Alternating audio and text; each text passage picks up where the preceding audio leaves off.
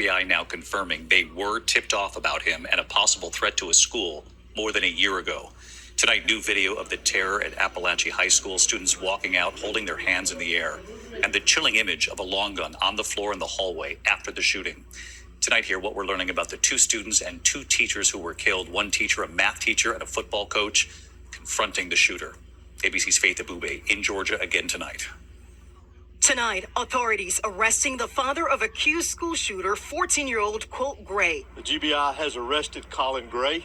He is charged with the following: 4 counts of involuntary manslaughter, 2 counts of second-degree murder, and 8 counts of cruelty to children. Charges stem from Mr. Gray knowingly allowing his son, Colt, to possess a weapon.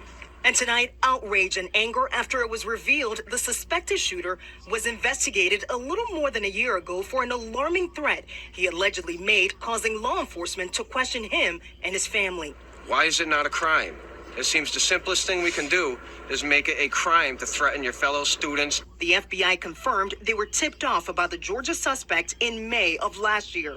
The anonymous tips sparked by a disturbing post on the social media site Discord linked to Gray, the FBI saying he had possibly threatened to shoot up a middle school the next day.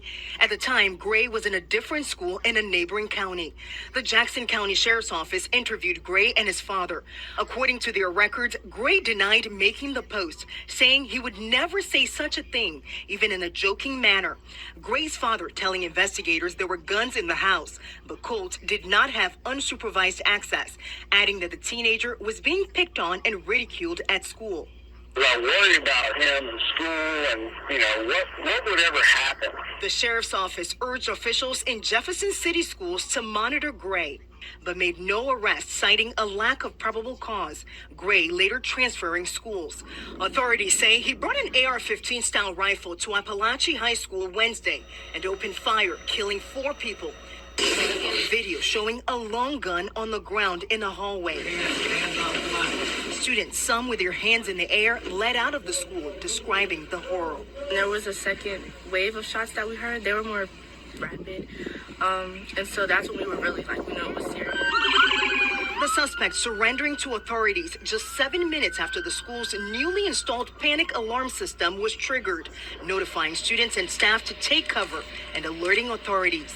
2 of the victims were students just 14 years old, Mason Schermerhorn and Christian Angulo, seen here in a photo his family posted on a GoFundMe page, and 2 teachers, Christina Arami and Richard Aspinwall, a math teacher and defensive coordinator on the football team, affectionately known as Coach A. Students say the math teacher and coach confronted the shooter. Moments later, 17-year-old Brian Maldonado heard more gunshots and saw his teacher again. It looked like he was crawling, like he was already laying down by the time he got to our doorway. So it just looked like he was already crawling on the way back. And once he got midway through the door, that's where he stopped. And David, some parents tell me they have serious questions about the shooting, but also about how the suspect was on law enforcement radar and still seemingly slipped through the cracks. He has his first court appearance tomorrow. David. It is incredible that they were questioning him and his family more than a year ago. Phooywg tonight. Faith, thank you. Here in New York City tonight,